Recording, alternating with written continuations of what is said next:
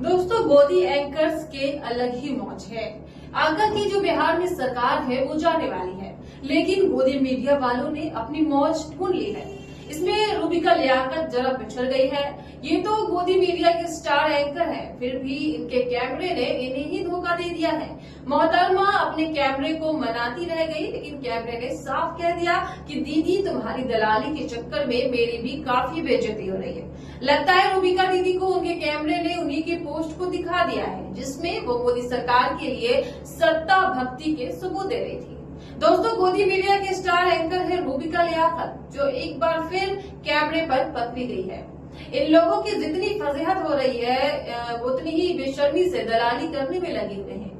हाल ही में 6 नवंबर को बिहार में हुए रिकॉर्ड मतदान से जुड़े एक एक्स पोस्ट में रूबिका ने कांग्रेस नेता और देश के नेता विपक्ष राहुल गांधी के उस विस्फोटक खुलासे पर निशाना साधा, जिसे उन्होंने हाइड्रोजन बम नाम दिया था। राहुल गांधी ने हरियाणा विधानसभा चुनाव में 25 लाख फर्जी वोटों की चोरी और वोटर लिस्ट में धांधली का बड़ा खुलासा किया था। लेकिन मैडम रूबिका, जिनकी पॉलिटिकली न्यूज की समझ जिस पर अब सच में संदेह है, उसमें इस रिकॉर्ड वोटिंग को मोदी लहर का प्रमाण मान लिया है। हैरानी इस बात की है कि एक पत्रकार जो खुद को निष्पक्ष बताती है, वो ये नहीं देख पा रही है कि बिहार में ये रिकॉर्ड मतदान किसी लहर के कारण नहीं हुई, बल्कि ये एंटी इनकम्बेंसी का साफ संकेत है। सच्चाई इसके ठीक उलट है। दोस्तों, बिहार का ये बम्पर मतदान दरअसल राहुल गांधी की वोटर अधिकार यात्रा और वोट चोरी के खुलासों के कारण उपजे जनता के गुस्से का परिणाम है। लोग अब ये नहीं चाहते कि बिहार गरीब बना रहे, पलायन का डंक झेलता रहे या पेपर लीक की मंडी बना रहे। ये वोटिंग इस बात का सबूत है कि लोग बीजेपी के नेतृत्व वाली एनडीए सरकार को बिहार से उखाड़ फेंकना चाहते हैं। अगर रूबिका लियाकत थोड़ी भी पत्रकारिता जानती तो उन्हें पता होता कि जब भी मतदान प्रतिशत असामान्य रूप से बढ़ता है तो वो अक्सर बदलाव की बयान का संकेत होता है। ये उस मतदाता का आक्रोश है जो अब ये सुनिश्चित करने बूथ तक पहुंचा है कि उसका वोट चोरी ना हो। लेकिन गोदी मीडिया की दलाली कैसे खत्म हो सकती है?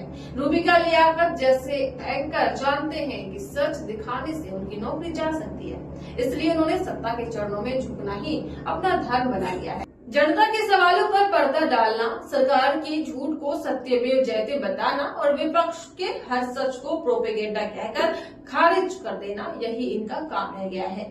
ये सिर्फ एक रूबिका लियाकत का मामला नहीं है, ये उस पूरे तंत्र का प्रतीक है जिसने भारत में पत्रकारिता की हत्या करके उसकी लाश पर सत्ता की दलाली का जश्न मनाना शुरू कर दिया है।